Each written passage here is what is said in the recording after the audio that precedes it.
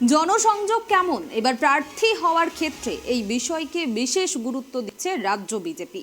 সেই সঙ্গে কেউ সংসদদের সঙ্গে দেখা করতে এলে কতক্ষণ তাকে বসে থাকতে হয় সেই মাপকাঠিও এবার বিচার করা হচ্ছে।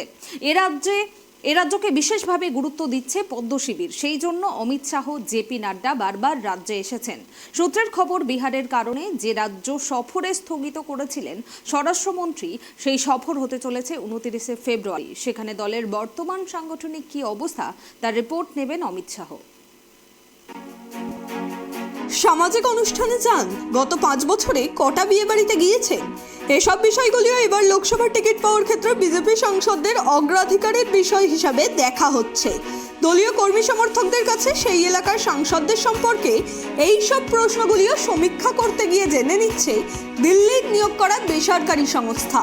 শুধু তাই নয়, কোনো লোকসভা কেন্দ্রের বিজেপি কর্মীদের পাশাপাশি আমজনতার কাছেও এই বেসরকারি সংস্থা সমীক্ষা করে দেখছে তাদের চোখে সংশ্লিষ্ট কেন্দ্রের বিজেপি সাংসদদের ভাবমূর্তি। জনসংযোগে কতটা দক্ষ বা গত 5 বছরে কতটা জনপ্রিয় আছে সেই সাংসদরা। এমনকি সমীক্ষায় দেখা হচ্ছে কোন ভিজিটর তার এলাকায় সাংসদদের কাছে গেলে স্লিপ দিতে কতক্ষণ বসে থাকতে হয়, নাকি অপেক্ষা করেই ফিরে যেতে হয়, অথবা এলাকার নাগরিকরা সাংসদদের সাথে দেখা করতে সময় পান কিনা। এইসব একাধিক বিষয়গুলি সমীক্ষা করে দেখেই সংস্থার রিপোর্ট হাতে পাওয়ার পর একেবারে শেষ মুহূর্তে বিজেপি কেন্দ্রীয় নেতৃত্ব সিদ্ধান্ত নেবেন কোন বিজেপি সাংসদ টিকিট পাবেন আর কারা পাবেন না। তাই শেষ মুহূর্তে বাংলার বিজেপির কোন সাংসদরা টিকিট পাচ্ছেন আর কোন সাংসদরা তালিকা থেকে বাদ পড়ছেন তা নিয়ে শুরু হয়েছে জোর চর্চা। 19-এর ভোটে এ রাজ্যে 18টি আসন পেয়েছিল বিজেপি। 2 সাংসদ দল ছাড়ার পর এ রাজ্য থেকে বিজেপির সাংসদ সংখ্যা এখন 16। সূত্রের খবর, বিজেপির শীর্ষ নেতাদের কাছে রিপোর্ট, গতবার জয়ী অনেক কেন্দ্রই এবার নিশ্চিত নয়। ফলে বর্তমান সাংসদদের বেশ কয়েকজনকে এবার বদলের পথে হাঁটতে হতে পারে। ইতিমধ্যেই দলের বিস্তারকরা নিচু তলার সঙ্গে কথা বলে সাংসদদের জনপ্রিয়তা নিয়ে রিপোর্ট শীর্ষ নেতৃত্বকে দিয়েছেন বলেই খবর।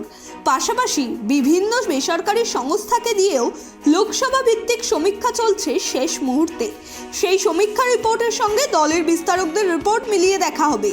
তবে দলীয় সাংসদরা বিয়েবাড়ির মতো কতগুলি সামাজিক অনুষ্ঠানে উপস্থিত থেকেছেন সেটাও টিকিট পাওয়ার ক্ষেত্রে অন্যতম মাপকাঠি হওয়াটা কিছুটা নজিরবিহীন মনে করছে গেরুয়া শিবিরের একাংশ। এই বিষয়টি শুনে নাম প্রকাশ্যে অনিচ্ছুক এক বিজেপি সাংসদের কথায় মহা মুশকিল। এসব দেখা হলে তো প্রতিটা বিয়ে বাড়িতেই ছুটতাম। আর বেসরকারি সংস্থার এইসব সমীক্ষায় ঘুম ছুটেছে বঙ্গ বিজেপির অনেক বর্তমান সাংসদদের।